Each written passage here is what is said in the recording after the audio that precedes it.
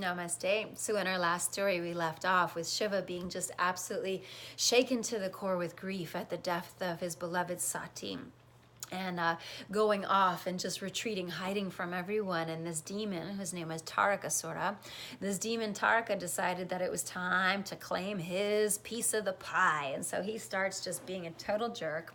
And he's got this boon that he got a long time ago from Brahma, that no one can defeat him except for the son of Shiva. Well, problem with that is Shiva doesn't have a son, and now his only beloved Sati is dead. She walked into the fire. And so what are all the gods and goddesses to do with this great problem, this demon? And they discover that Sati has actually been reincarnated, and now her name is Parvati. And Parvati is different than Sati, right? Sati had this family who was absolutely opposed to her marriage to Shiva. Well, Parvati, just like Sati, knew from a young girl that she was the one that was going to marry Shiva. She just knew that Shiva was her beloved. And her parents were totally cool with that. They're like, all right, you go, girl. If that's what you want, we're behind you all the way, 10,000%, because your happiness is our happiness.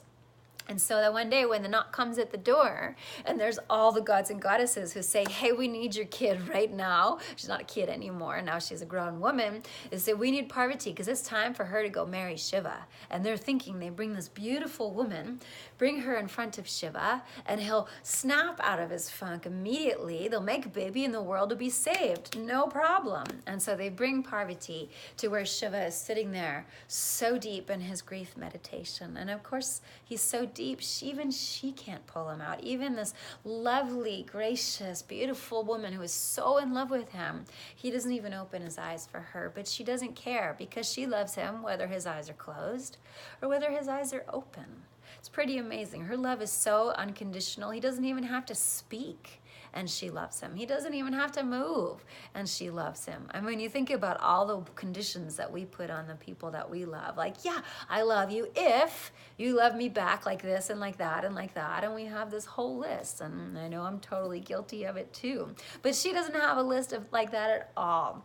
She just loves him for whoever he is, however he needs to be, and if he needs to be totally shut down, eyes closed and grieving, then she'll love him like that. So she goes about taking care of him while he's there with his eyes closed. She just cleans the space around him, and nothing happens, but she doesn't care. But the gods and goddesses are like, hey, we got a demon who's really causing hell here, and you two got to make a baby, so let's hurry this up. And so they go and they ask Kama of the Kama Sutra, the god of lust and love and desire, to shoot some of his arrows at Shiva so that he'll open his eyes and fall in love with Parvati. And Kama does.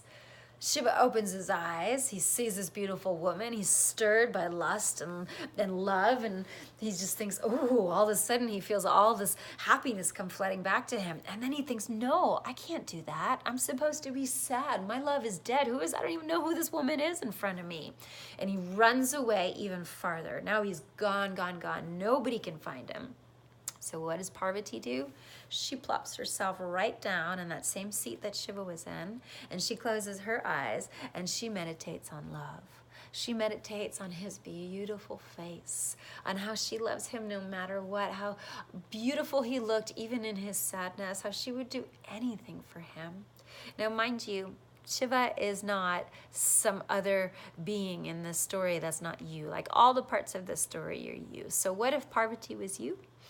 And what if Shiva was also you?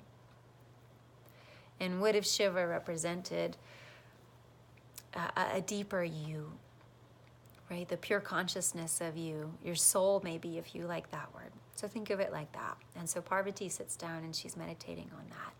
And she's seeing that, and she's connecting with that. And she gets so deep in her meditation, she starts to steam, actually. Steam is rising from her body. And eventually this deep meditation, it calls Shiva to her. First he comes disguised as this young, kind of sassy, roaming sage, and he pokes at her and he says, what are you doing here, crazy girl? You should be home, like in fancy clothes, wearing some beautiful jewelry and brushing your hair, not sitting in a forest wearing leaves and tree bark.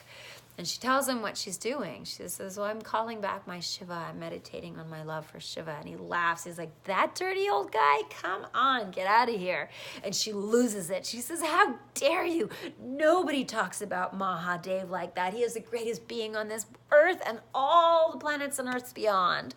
And so then this is when he reveals himself, because he is so taken by her defense of him, by her love for him. In that moment, it took her standing up for him like that and standing up for their love, for him to realize that this was his Shakti, that this is his Sati reincarnated. This is his other half. This is his feminine counterpart.